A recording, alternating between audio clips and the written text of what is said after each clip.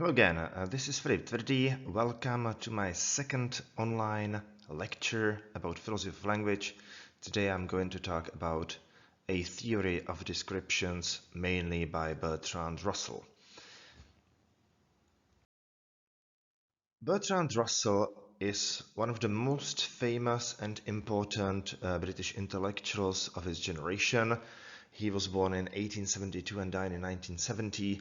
He was not only a philosopher but also a logician and mathematician, and which is quite uncommon for analytic philosophers, he was also a social critic and political activist. I'm going to talk about that for a while.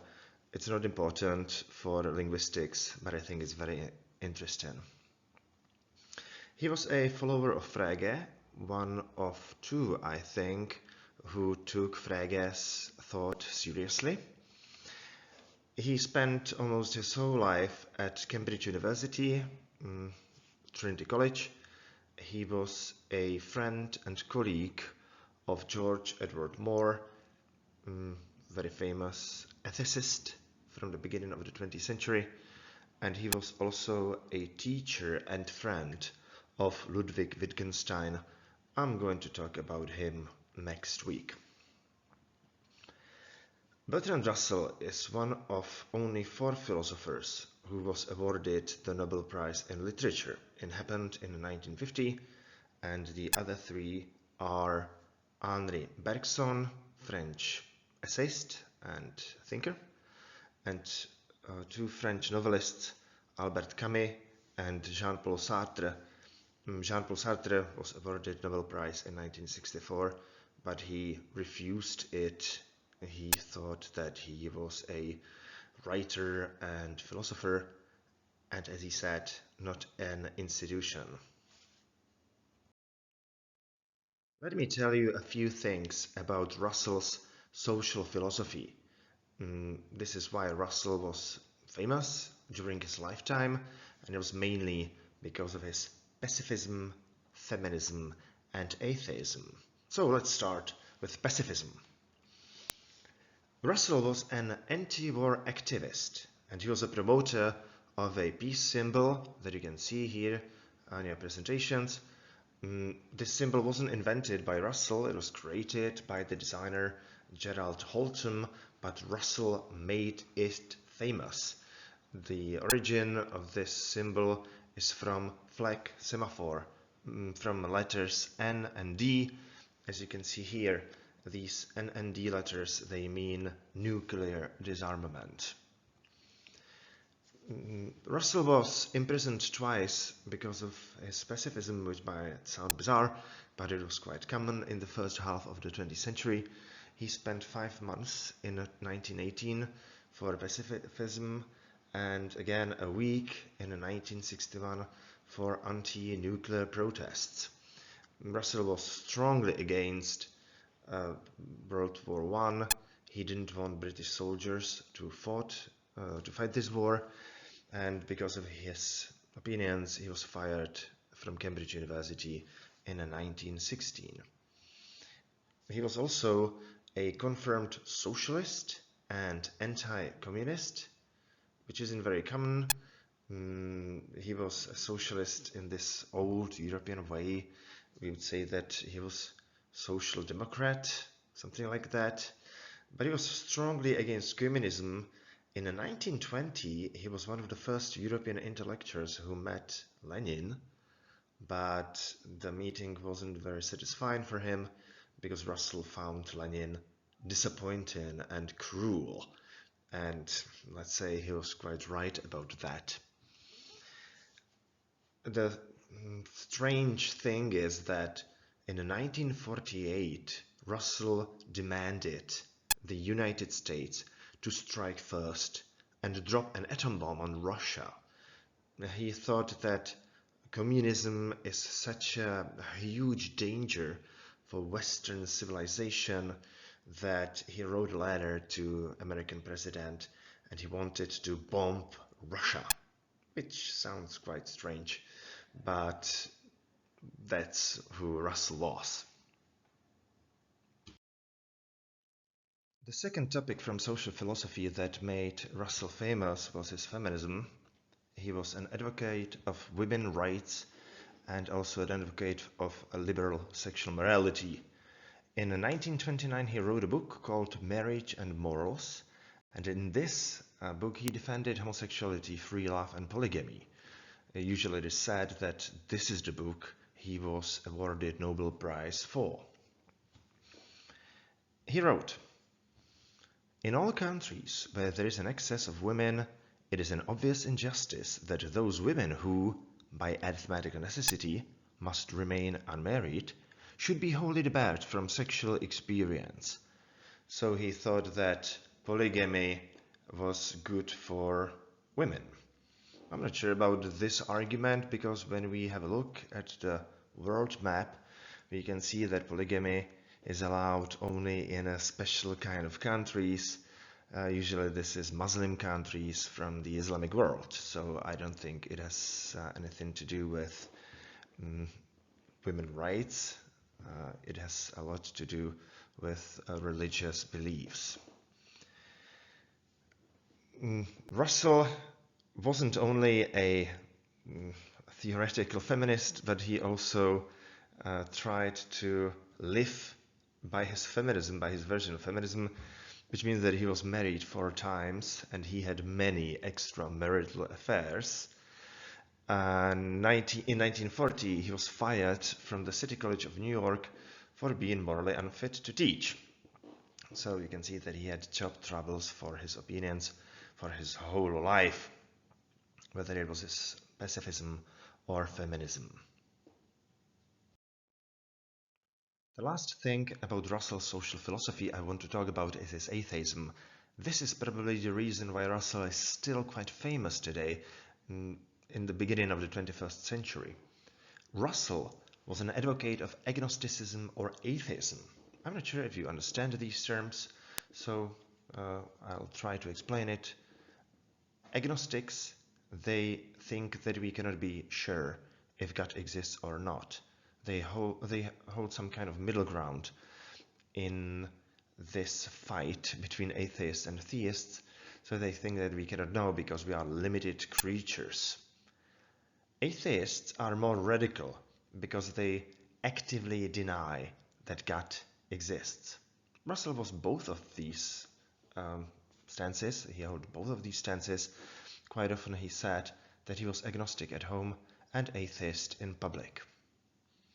Let me read you a part from his essay, Has Religion Made Useful Contributions to Civilization, from 1930.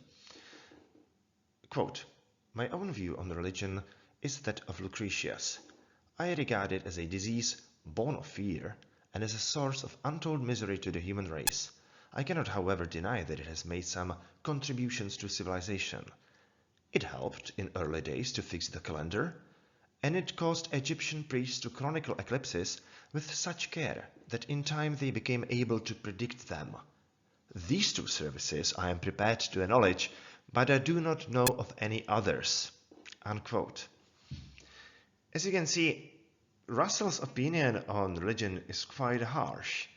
He thought that, for example, Christianity didn't have anything useful to do with ethics. He thought that when you are religious, you don't have to be moral at all. So I think that his views on religion are quite, common today, because Russell's arguments precede so-called new atheists. If you haven't heard about these guys, this is, for example, Richard Dawkins, Daniel Dennett, Sam Harris, or Christopher Hitchens. These are all very strict atheists who write very harshly about religion and religious people. So that's all about Russell's social philosophy. Let's move on to his philosophy of language. In the beginning of his academic career, Russell was mainly a mathematical logician. He wrote a very huge book, Principia Mathematica, in 3 volumes in the years 1910 to 1913 with his colleague Alfred North Whitehead. And in this book he tried to construct an ideal language with unambiguous lexical stock and logical syntax. I talked about this stuff in the very beginning of my lecture, so I don't want to go into much detail about that, but you probably understand that natural languages are defective in some ways, and Russell with Whitehead, they wanted to overcome these defects by construction of an ideal language. To have some idea how this language would look like, it is this. This is a sample from Principia Mathematica, and you can see that Russell was interested in a very mathematical way of doing logic. He used symbols, and this is how he imagined that this logical syntax would look like. Except of this mathematical approach to logic, Russell was also interested in philosophy of language. His first important paper on the topic was On Denoting from 1905. And in this text, Russell expressed his idea that the main problem of Frege's theory of meaning was referring to non-existent objects. Please have a look at this triangle of reference according to Frege. According to Frege, every sign has sense and reference. A reference is usually some kind of material object the word or proper name refers to, and sense is a way how to express our ideas in language. So the same reference, for example, planet Venus, might be expressed by many ways in a natural language. We can call it the morning star, the evening star, or simply a planet Venus. According to Russell, there are some problematic proper names, there are some problematic verbal phrases. For example, the Golden Mountain, the present King of France, or a round square. These proper names definitely have sense because we understand them when we hear them or read them, but it's quite problematic to say that they have a reference because there are no material objects like the Golden Mountain or the present King of France or a round square. To say it in a more technical way, these phrases have sense, Sinn, but they are missing physical reference, which was called in German Bedeutung. So the main question for Russell is, do these terms refer to anything real? Popular solution after Frege's philosophy of language was that all phrases have reference somehow, that all phrases denote something. According to many philosophers after Frege, every proper name has a reference that is located, surprise, surprise, in Platonic realm of forms, which means that for common terms like a horse, we have physical reference, for example, this particular horse, but there are also some kind of unreal terms, for example, unicorn, and these unicorns, these terms, they do not refer to anything real in a material world, but they still have a reference out there somewhere in the realm of forms, in the realm of ideas. According to Russell, this solution is problematic because it opposes a principle he called Occam's razor.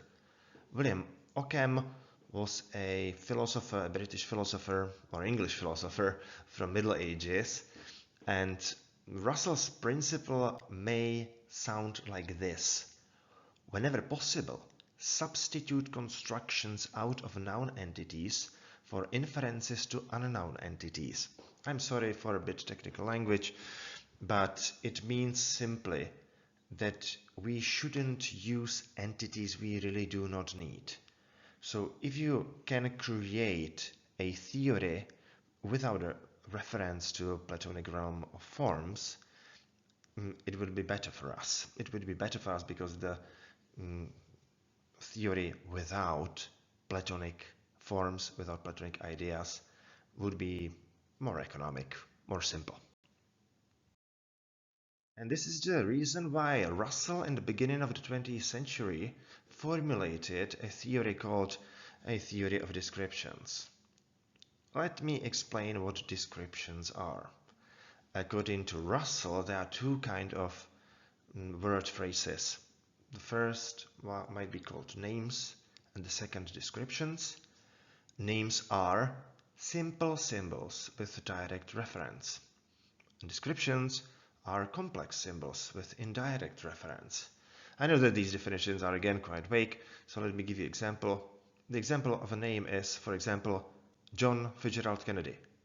It's simple because we know exactly what this term refers to.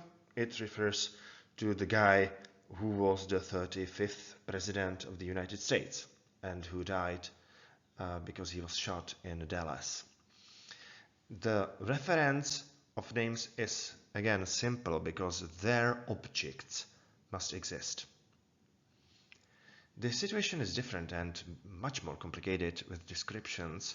Let me give example again.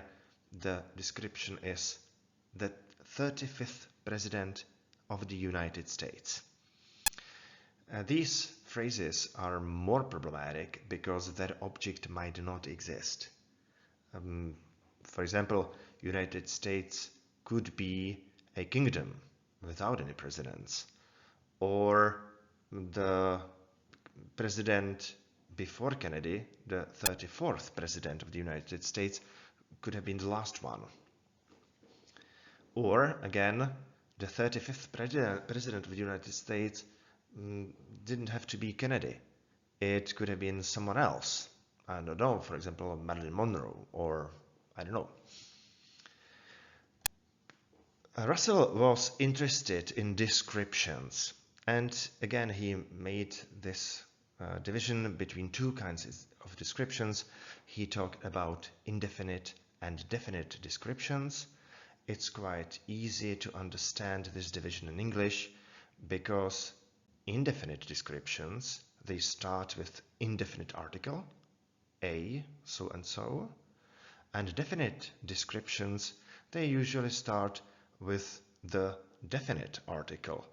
They have the form the so and so.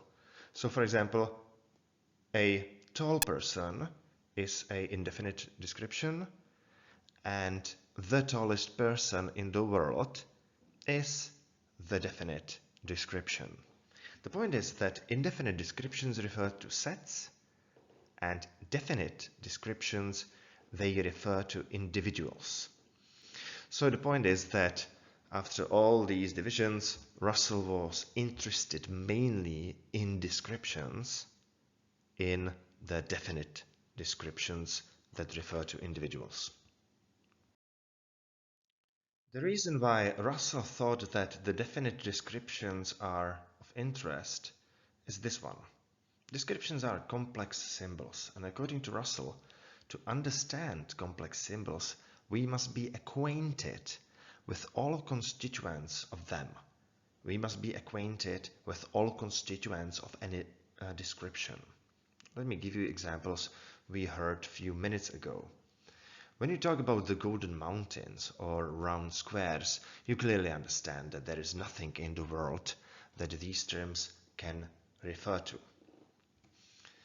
But, as I said, to understand complex symbol as the golden mountain, we do not have to understand its reference. We have to understand the reference of the term golden and the term mountain.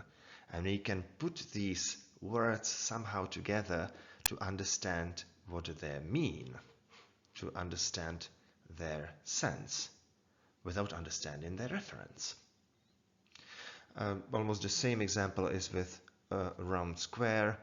We understand that there are no entities that are round and square at the same time, but we can understand the terms round, that refers to circles, and square, that refer to squares.